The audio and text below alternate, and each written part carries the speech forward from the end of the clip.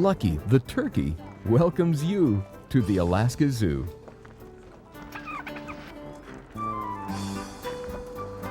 This is the world's farthest north zoo, and it's home for a lot of animals from Alaska and animal friends from around the world.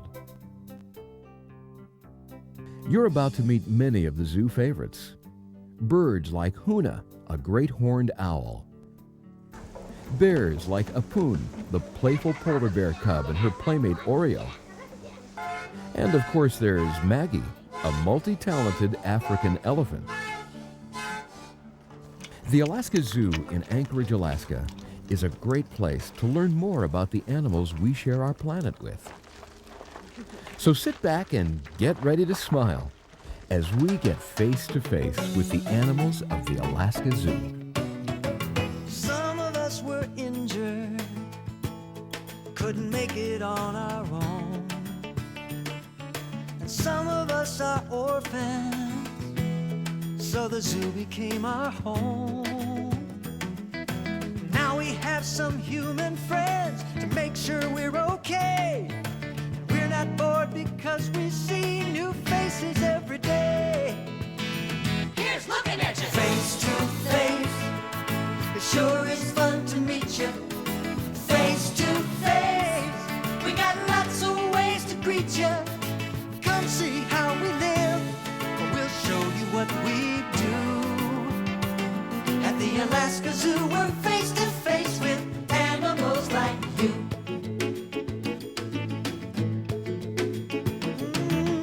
We come from everywhere, each one of us unique. The shy and the fragile, the mighty and the sleek. Some of us were born right here, some are just passing through. Come and hear our stories, we welcome you. Here's looking at you. Face to face, sure is fun to meet you. Face to face, we got lots of ways to greet you. Come see how we live, we'll show you what we do. At the Alaska Zoo, we're face to face with animals like you. We got humps, we got claws, we got trunks, we got paws. Fancy flippers, beautiful eyes, feathers, beaks, and thunder thighs. Creatures big, creatures small, come and see us all. Here's looking at you. Here's looking at you. Face to face, sure is fun to meet you. Face to face, we got lots of ways to greet you. Come see how we live, we'll show you what we do. At the Alaska Zoo, we're face to face with animals like you. Face to face, sure is fun to meet you. Face to face, here's looking We at got you. lots of ways to greet you. Come see how we live, We'll show you what we do. come on. At the Alaska Zoo, we're face to face with animals like you. Did you know that great horned owls don't really have horns? The so-called horns are just feathers. Great horned owls can also turn their head 3/4 of the way around in either direction. Here's the Alaska Zoo's curator, Pat Lampe, with Huna to tell us more about these beautiful birds of prey. Huna was one of the birds that came to us as injured, and that's how the zoo started, was orphaned and injured animals. So almost all the birds that are found here at the Alaska Zoo, most of them have no flight capability, and some are other types of handicaps. But so she fits right into the scheme of things, that she can't be released back into the wild, but still has a useful life as a educational tool, and also for visual enjoyment of everyone that comes. Some of the interesting features of the great horned owl is they have the largest eyes of any birds of prey. And you can see how big and bright their eyes are. Excellent vision. They can see 100 times better than we can at night and 10 times better than we can during the day. Their ears are located over here on the side of their face, and they're called the auricular patch. The ears are asymmetrical, meaning that they're a little bit different shape, size, and location on each side, and that way they can triangulate in on the sound. And their face is actually kind of dish-shaped, so when the sound waves come, they get pushed right over to where their ear location is. They also have very, very soft feathers, especially on the edges. They're called fluted feathers, and they make almost no noise at all when they fly. And that's probably the special features of the great horned owl: the large eyes for nighttime vision, the excellent hearing, and the silent flight. The Alaska Zoo is home to a variety of birds, including 2 American bald eagles. You can recognize mature bald eagles by their white head and tail feathers. These majestic birds have a wingspan of 6 to 7 feet. In the wild, they can often be seen swooping to catch a fish or soaring with the winds.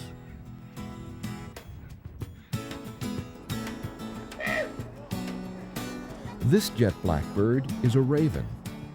Ravens are extremely intelligent, with smarts matching that of dogs and dolphins.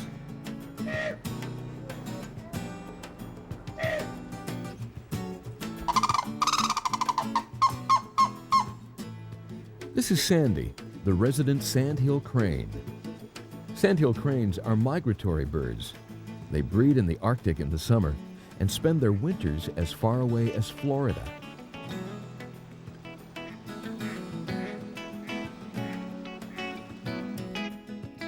In the spring, you can sometimes see cranes hopping and jumping as part of their courtship dance.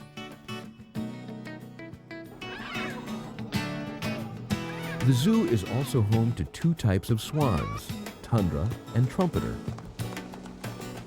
Trumpeter swans are the largest waterfowl in North America, with a 6 to 8 foot wingspan. These stately white birds are, at a glance, hard to tell apart unless you know what to look for. Tundra swans are slightly smaller than trumpeters, but the telltale sign is on the bill. Tundra swans have a small yellow marking next to the eye. Trumpeters don't have this mark. To meet another winged resident of the zoo, here's Pat Lampe again with Aurora. This is Aurora. She's a red-tailed hawk. She came to us from a rehab center down in Grants Pass, Oregon. She was originally taken out of a nest by someone who didn't know any better, put out in a shed. It got so cold that she got frostbite and lost a talon off of each foot. So she was deemed as a irreleasable bird, since she wouldn't be able to hunt properly out in the wild. Also, she'd been imprinted on people being taken out of a nest so young. My guess would be probably 90% of the orphans that we get in here at the zoo are ones that truly weren't orphans, but somebody's trying to good intentions.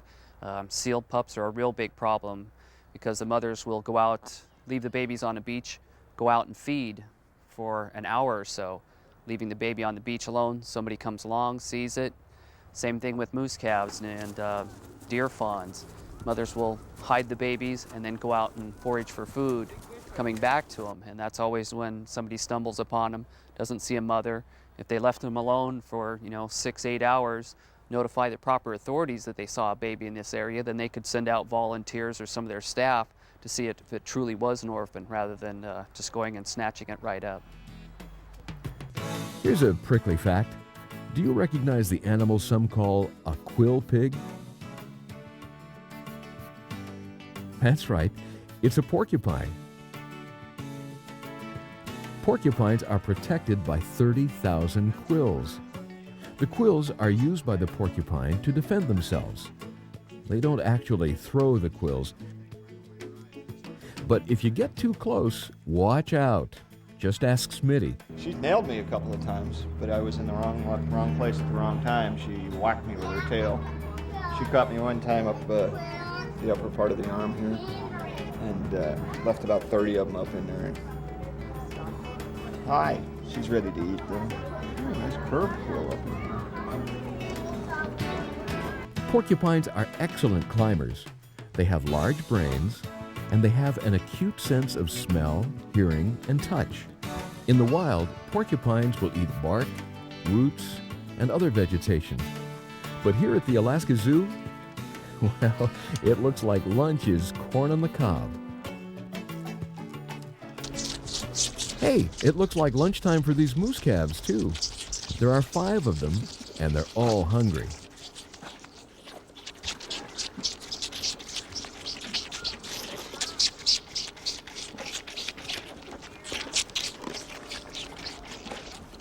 It's one of Shannon Jensen's jobs to make sure these growing youngsters get all the nourishment they need. Feeding them? They get raw cow's milk with lamb's milk replacer in it. It makes the fat content higher. Every spring, a handful of moose are dropped off at the zoo for safekeeping. But as zookeepers know all too well, in some cases, the calves would best be left alone. People drop them off, although you aren't supposed to. They drop them off to us. They usually have been separated from their mothers for who knows how long, depending how long the people watched for. And in this group, there was only one mother that was actually found dead, and that was her mother right here. Even though moose calves are playful and cute, you should never pet a moose found in the wild. Mother moose is probably nearby, and she'll attack if she feels threatened. Here are a few moose facts. Adult moose are the largest members of the deer family. They have long legs to walk in deep snow or wade in ponds and marshes. A fully grown bull moose can weigh 1,500 pounds. They grow new antlers every year. The antlers look like this in the spring, but by fall, they are massive. Speaking of antlers, let's check in at the zoo's antler board. Hi, my name's Steve. I'm the education director here at the Alaska Zoo. And one of the most common questions that we get is, what's the difference between antlers and horns? They're found on the same place, on the head of everybody, but what's the difference between the two? Well, here at our antler board at the Alaska Zoo, we display some antlers for people to get a look at. We have Sitka black-tailed deer antlers on the top. They're smaller than the caribou antlers down here on the right-hand side, which are smaller again from the moose antlers. They are on the left. Antlers like these are made entirely of bone. Horns, like you'll find on muskox and cattle, are made of keratin. It's a protein that your fingernails are made up of. Same type stuff, just a different shape. Antlers, another big difference is that antlers also fall off the heads of the animals every year and then are regrown the next year. Horns are never shed. They grow the entire life of the animal. One other difference between antlers and horns is that antlers like these have all these tines or branches. You can see them on all the antlers. Horns are one long continual piece of the animal's head. And then finally, antlers are found on deer, Sitka black-tailed deer, caribou, moose, elk, white-tailed deer. And horns are found on animals like the muskox, Dall sheep, goats, and those kind of critters. He has horns. She's right. The goat has horns. The petting zoo provides farmyard fun for the young ones, humans and goats. These goats have life pretty easy, but their wild Alaskan cousins, the mountain goats, eke out a living high in the mountains, usually far away from people. So unless you're ready to climb a tall mountain, the petting zoo is just about the best place to see a goat.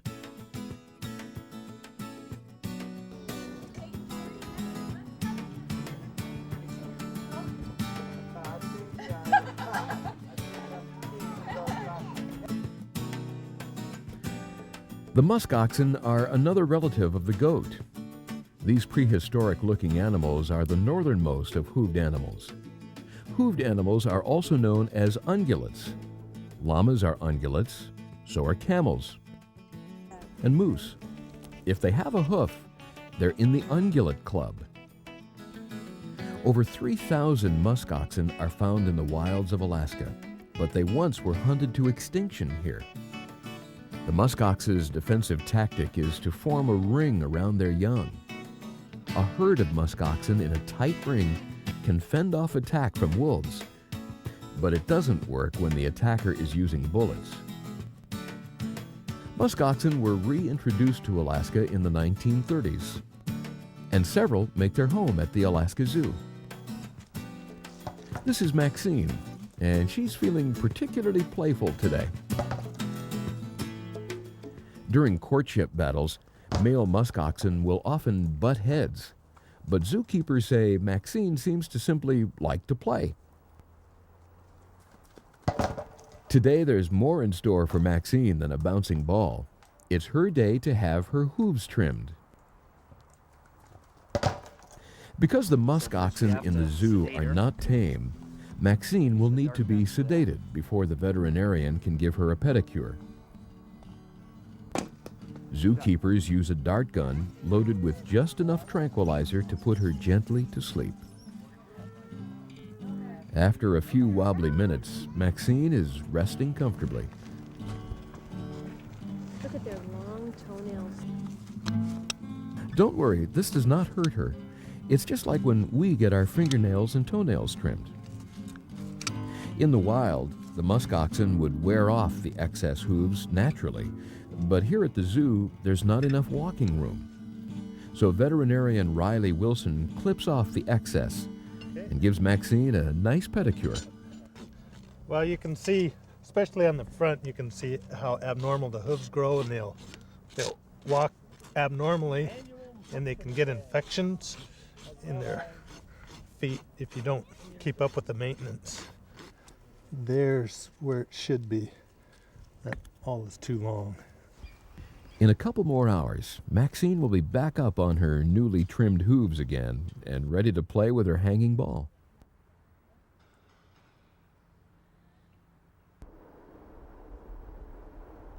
Another horned ungulate you'll see at the Alaska Zoo are the Dall sheep. These white-coated sheep have an enclosure that allows them to run and scamper up a rocky terrain, very much like their natural environment. Dall sheep are the most northern wild sheep in the world. They like high places and are excellent climbers. They use their specialized hooves to scale steep slopes where their predators don't dare to venture. Male Dall sheep have large curled horns that may form a complete curl by the time they're 8 years old. Female sheep have small, straight horns.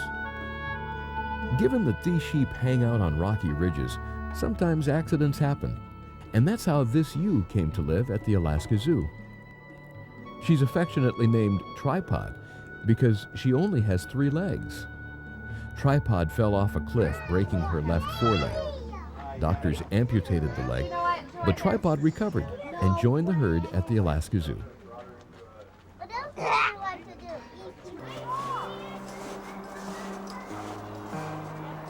The Alaska Zoo is home to some pretty cool cats and dogs. This is a lynx, the only cat native to Alaska.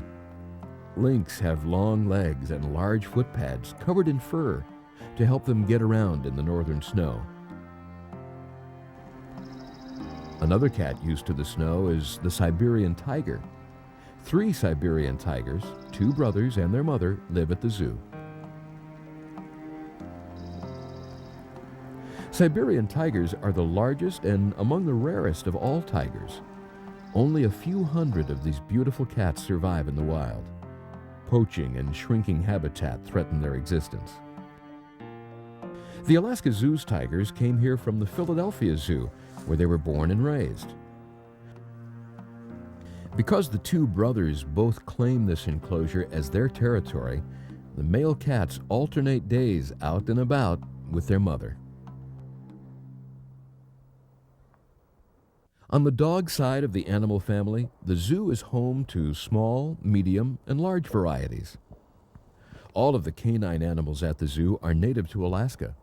The smallest is the Arctic fox, which you might guess is found in the Arctic.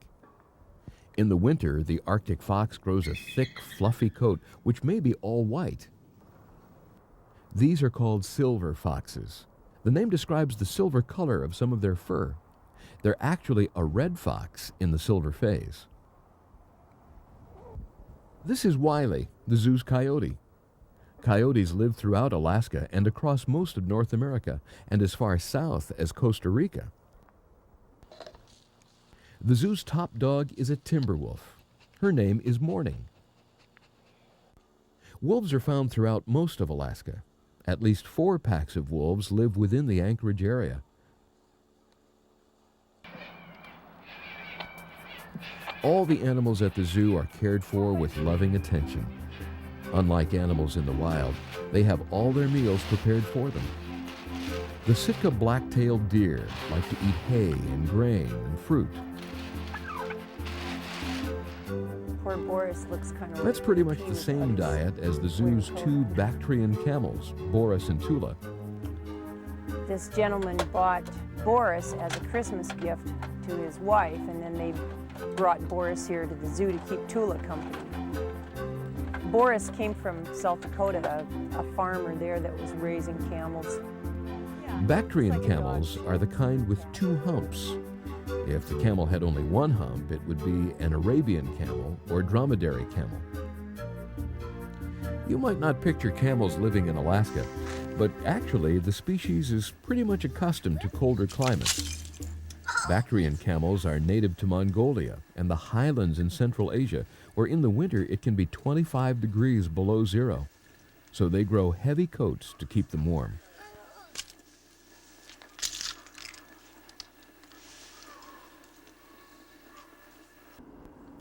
In the spring, every day is a really bad hair day in the camel pen, until their long winter coat is shed. Here's an interesting fact. Camels can drink up to 30 gallons of water at one time. Their bodies have several unique ways of conserving water, and under some conditions, camels can go several months without taking another drink. So can you guess what's inside a camel's humps? Here's a hint. It isn't water. Camels store fat in their humps, which can be used to manufacture water and survive long periods without eating.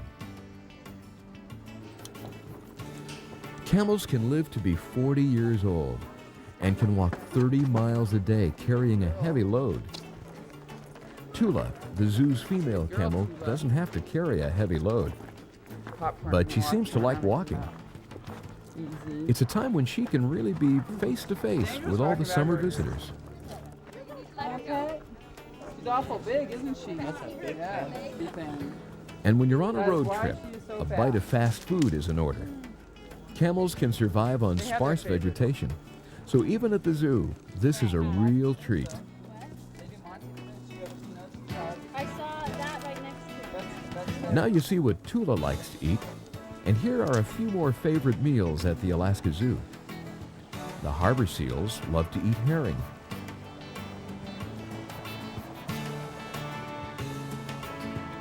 These frisky river otters enjoy fish, primarily salmon. River otters are also called land otters. They seem to love to play. River otters have webbed feet and a powerful tail they use as a rudder.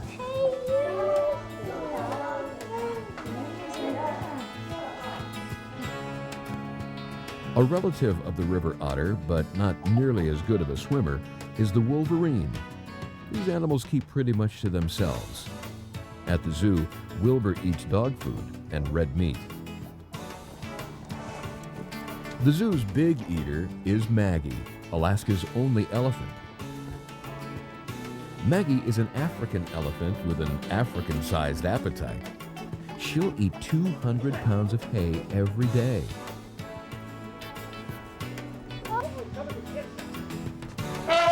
Maggie is one of the zoo's temperamental artists.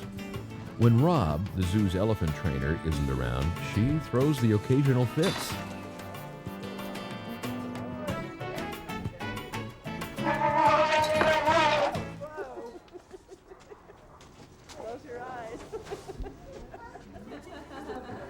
But with Rob nearby, Maggie behaves herself.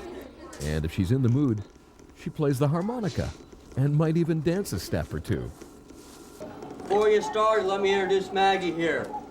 Maggie's a 15-year-old African female elephant. She'll be 16 next month by our best account. As you see Maggie here, she's 8 feet tall and 9,000 pounds. She's not full grown. She won't be full grown until she's about 30. We have the potential to have an 11-foot tall and 12 or 14,000 pound elephant here. She's one of the larger elephants that you'll see, I'm sure. I have a lot of... Yes, you are. She knows something I don't.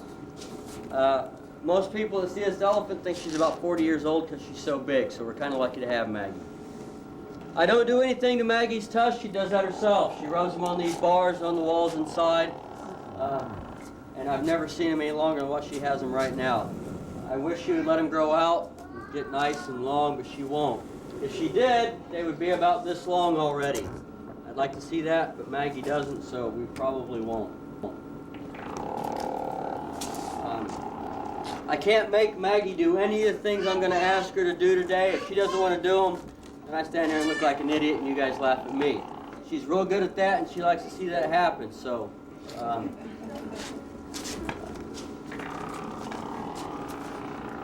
You ready? Okay.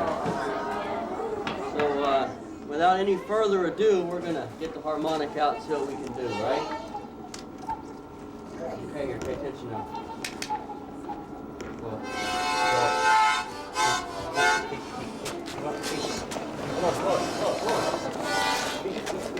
Blow it. Blow it.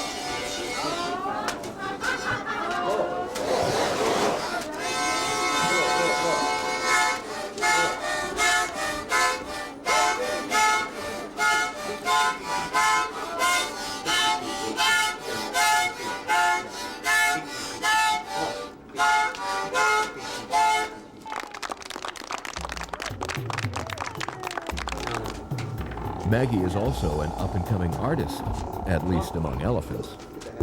Watercolor is her medium. These paintings are sold by the zoo to raise money to help care for and feed Maggie.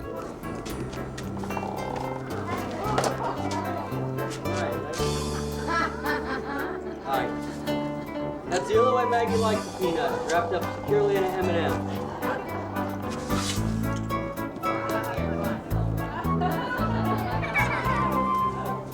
After the show, Maggie is rewarded with one of her favorite treats, a whole watermelon.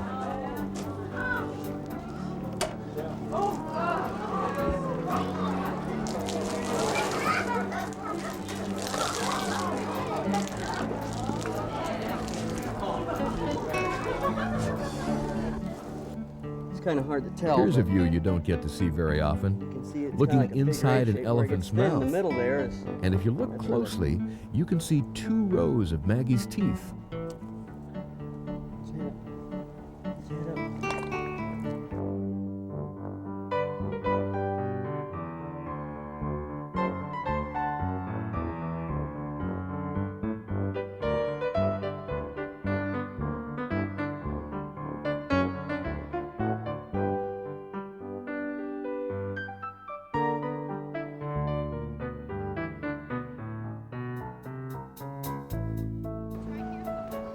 People come to the Alaska Zoo to see the animals, of course, but the zoo is also an attraction because it's a beautiful place to walk, or ride, and enjoy the out-of-doors. In the summer, gardeners take great pride in the beautiful flower gardens, like the sweet peas that welcome everyone near the entrance.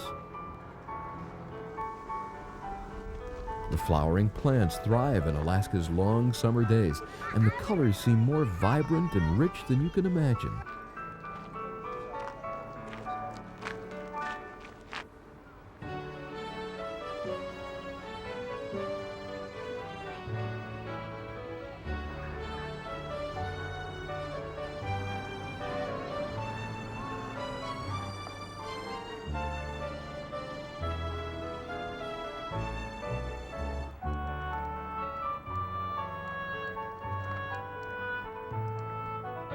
Fall brings its own special colors with bright yellow leaves. And in the winter, a blanket of snow drapes the birch branches and spruce boughs. The zoo becomes a magical winter wonderland Look! Look at the baby muskrat.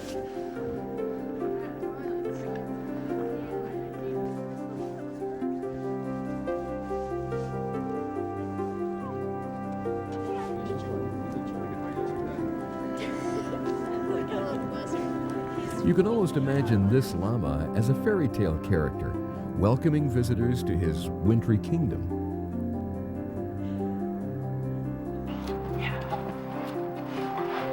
It's time now to meet the bears of the Alaska Zoo.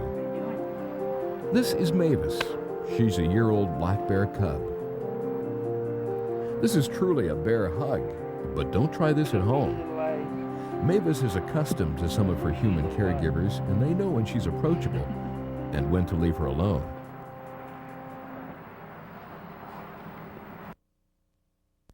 Jake is a 900-pound brown bear originally from Kodiak Island, and you certainly wouldn't want a hug from Jake.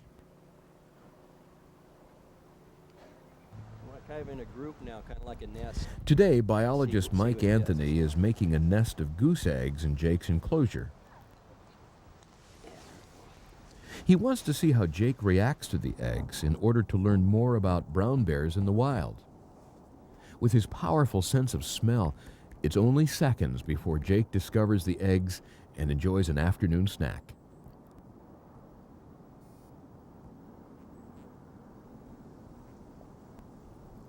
This is just another way zoo animals can help us understand animal behavior in the wild kingdom.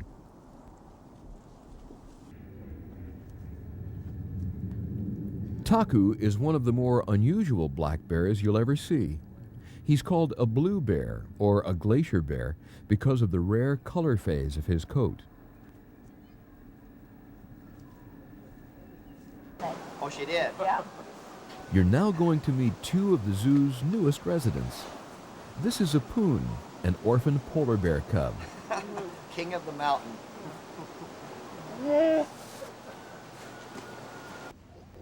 And this is Oreo, an orphan brown bear cub. These two cubs arrived at the Alaska Zoo at about the same time. Bear cubs in the wild usually have at least one brother or sister, so the Alaska Zoo took the rare opportunity to put polar bear and brown bear together. They were fast friends right away and became the star attraction at the Alaska Zoo.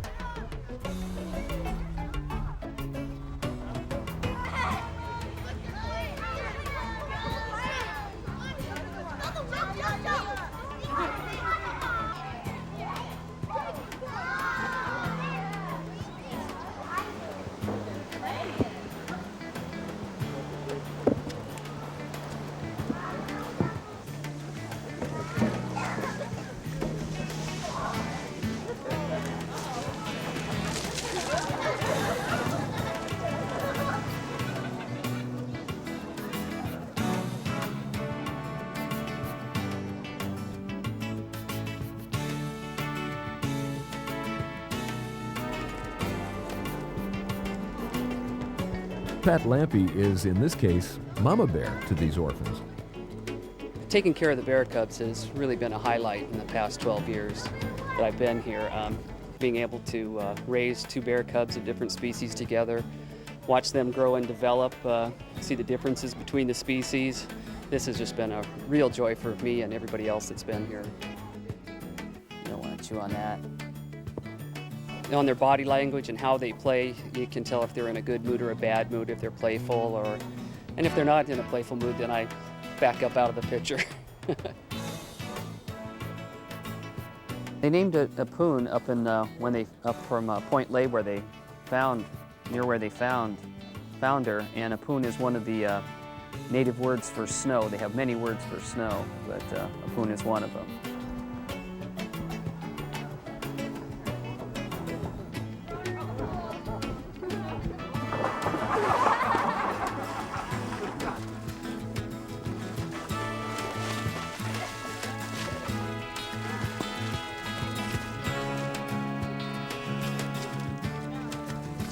It got to be a routine that we were doing twice a day, and when I was ready to leave the exhibit, in order to get far enough away from her so I can get through the door, I plop her in the pool. For about the past week, I haven't been able to, She kind of has learned a few techniques on how to not let me get a hold of her. She's much stronger and bigger, of course, than when we started doing it. She was starting when I get behind her and get underneath her front arms, she would do a forward somersault right out of my grip. And today was one where she was just kind of had her front paws up on the next tier and presented herself in a posture that I could get a hold of her, so in she went.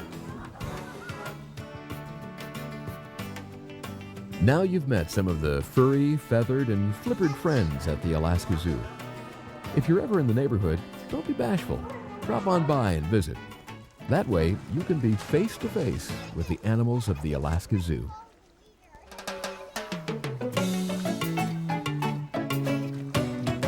Some of us were injured, couldn't make it on our own.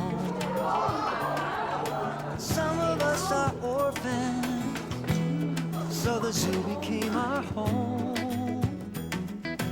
Now we have some human friends to make sure we're okay. We're not bored because we see new faces every day. Here's looking at you. Face to face, it sure is fun to meet you. Face to face, we got lots of ways to greet you.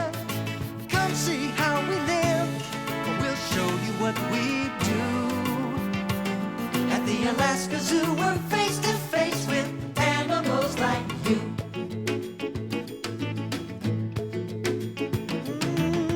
We come from everywhere, each one of us unique. The shy and the fragile, the mighty and the sleek. Some of us were born right here, some are just passing through. Come and hear our stories,